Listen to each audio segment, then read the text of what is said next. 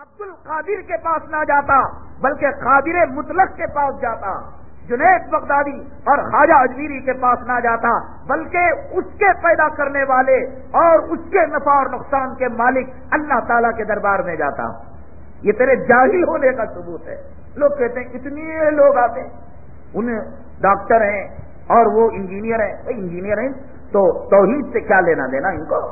امریکہ کے اندر یہود و نصارہ بڑے بڑے عہدوں پر فائز ہیں، وہ راکٹ بناتے ہیں، کمپیوٹر بناتے ہیں، تو کیا کہیں گے کہ وہ یہودی ہونے کے باوجود اتنا علم رکھتے ہیں تو لہذا یہودی مذہب صحیح ہے، وہ اتنا نالج رکھتے ہیں لہذا نصارہ کا مذہب صحیح ہے؟ یہ دنیاوی علوم سے دین کا رشتہ نہ جوڑیے، توحید کے فرق رکھنے والوں سے پوچھیے، توحید کے علمبرداروں سے پوچھیے کہ ان نقلی باباؤں کی دکانوں کا اور اس کاروبار کا کیا مقام ہے اور کیا شرعی حیثیت ہے۔ تو اس اللہ والے عالم نے جواب دیا، بھائی تیری بات تو صحیح ہے کہ اللہ تعالیٰ نے ہر ذرے ذرے میں توحید کو بیان کیا ہے، ہر چیز کے اندر اللہ نے اپنی الوہیت اور اپنی وحدانیت کا اعلان کیا ہے۔ تکبیر تحریمہ، اللہ اکبر، اللہ بڑا، پروردگار عظمت والا ہے، میرا پیر عظمت والا ہے، پڑھ قیامت تک پڑھ، تیری نماز نہیں ہوگی، اللہ کی قسم۔ اللہ کے دربار میں آ کر کہتا ہے کہ میرا رب عظمت والا، اور نقلی پیر کے سامنے جا کر کہتا ہے میرا پیر عظمت والا، مجھے بچے دے دیا۔ اگر بچے دے دیا تو اس کا مطلب یہ کہ تو گالی دے رہا ہے کہ تیرا پیر تیری بیوی کے پاس آنے والا ہے، کیونکہ دنیا دارالاسباب ہے۔ اگر کوئی کہتا ہے کہ اس کا بچہ تو اس کا مطلب حرام کا بچہ ہوا۔ دنیا کے اندر شرک کی نجاست سے بڑھ کر کوئی اور گندگی نہیں ہے، اور اس کو ڈکلیئر کیا کلام پاک نے، قرآن شریف میں اللہ نے فرمایا انما المشرکون نجس، شرک کرنے والے پلید ہیں، گندے ہیں۔ سور کا پاخانہ اتنا گندا نہیں جتنا شرک و بدعت گندا ہے۔ یہ قرآن کا فیصلہ ہے۔ خنزیر کو پیدا کیا اللہ نے، وہ ایک مخلوق ہے، کتا ایک مخلوق ہے، اسے کس نے پیدا کیا؟ اللہ نے پیدا کیا۔ مچھر ایک مخلوق ہے، کس نے پیدا کیا؟ اللہ نے پیدا کیا۔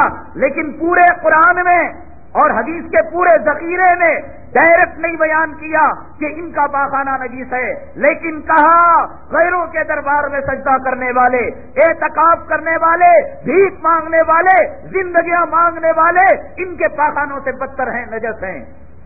فلا یقرب المسجد الحرام بعد عامہم ھذا، یہ شرک کرنے والے، کفر کرنے والے جائیں امریکہ کے وائٹ ہاؤس کو، جائیں لندن کو، جائیں فرانس کو اور جائیں انگلینڈ کو، لیکن یہ میرے مسجد حرام کے قریب نہ آئیں، ناپاک ہیں یہ۔ اور شرک کرنے والوں کو آپ دیکھیے، جو لوگ حج کو جاتے ہیں حدود حرم کے اندر بورڈ لگا ہوا ہے کہ نان مسلم ناٹ الاؤڈ، جس کے اندر شرک اور کفر کا گوبر بھرا ہوا ہے، اللہ کے حرم میں وہ داخل نہیں ہو سکتا۔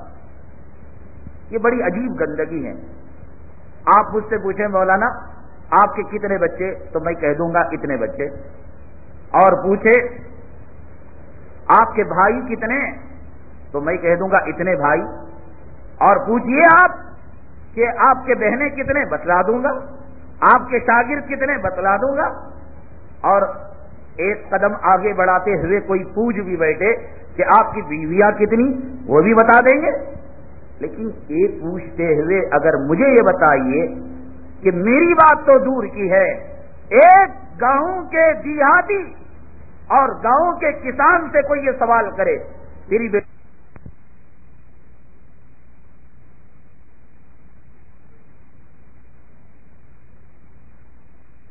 ایک پوچھتے ہوئے اگر مجھے یہ بتائیے کہ میری بات تو دور کی ہے، ایک گاؤں کے دیہاتی اور گاؤں کے کسان سے کوئی یہ سوال کرے تیری بیٹیاں کتنے، تیرے بیٹے کتنے، تیرے بھائی کتنے، تیرے بہن کتنے، پوچھتے پوچھتے یہ پوچھے تیری بیگمات کتنی، تو وہ بھی جواب دے دے گا۔ آگے بڑھ کر یہ پوچھے کہ تیرے باپ کتنے، غیرت اور شرم و حیا رکھنے والا وہ فاسق اور فاجر، وہ گانجا مارنے والا شرابی، اگر باپ کا سوال کریں گے تو جوتا نکال لے گا، اگر ہاتھ میں وہ ہل جوتنے کا ڈنڈا ہوگا اس ڈنڈے سے آپ کے سر کو پھوڑ دے گا۔ ملعون کیا تو میری ماں پر الزام دھرتا ہے کہ میری ماں کے پاس حرامی باپ آئے تھے؟ دنیا کا ایک ذلیل انسان بھی اس چیز کو برداشت نہیں کرتا، لیکن مشرکوں کا کیا کہیے؟ قرآن نے کہا یہ گندے اور پلید اور ناپاک ہیں، جس کو ایک شرابی اور کبابی اور نافرمان بھی برداشت نہیں کر سکتا۔ یہ آسان سے خود کہتے ہیں کہ ایک تو ہمارے بابا گھر میں ہیں اور ایک ہمارے سرکار بابا فلاں جو ہے دربار میں ہیں۔ حرامی اپنی زبان سے خود کہتا میرے دو بابا ہیں۔ اسی لیے قرآن شریف نے کہا انما المشرکون نجس، کہ مشرک اتنا گندا اور پلید ہوتا ہے کہ اپنی منہ سے اپنے ماں کو گالی دیتے ہوئے، زنا کی تہمت لگاتے ہوئے، حرام کی تہمت لگاتے ہوئے تو بھی شرماتا نہیں۔ بابا جان بابا جان مجھے بچہ دے دو بابا جان۔ بچہ دینے کا کیا مطلب؟ زنا کرو، حمل ٹھہراؤ، بچہ دو؟ یعنی کہ بابا نے کنٹریکٹ لے رکھا اللہ سے، نبی نے اللہ سے مانگا، پیغمبروں نے اللہ سے مانگا، ولیوں نے اللہ سے مانگا، بندوں نے اللہ سے مانگا، جنات نے اللہ سے مانگا، ملائکہ نے اللہ سے مانگا۔ یہ کون ہوتا ہے بابا جو اللہ تعالیٰ سے چھین کر تمہیں دے دے؟ اب اگر کوئی کہے کہ صاحب یہ سب باتیں نہیں ہیں، وہ ولیوں کو نہیں مانتے بھی، یہ محبت دو قسم کی ہوتی ہے۔ ایک محبت تو وہ ہوتی ہے جو درجے میں رہ کر کی جاتی ہے، اور ایک محبت تو وہ ہوتی ہے کہ آدمی محبت میں نقصان پہنچاتا ہے۔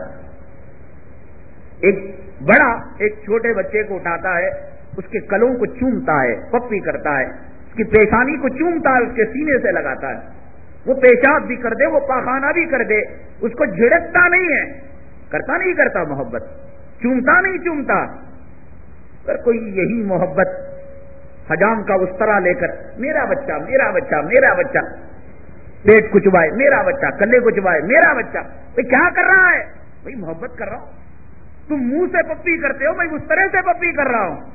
کہیں گے ظالم، یہ محبت کرنے کا طریقہ نہیں ہے، تو خون کر رہا ہے، بچے کی جان لے رہا ہے۔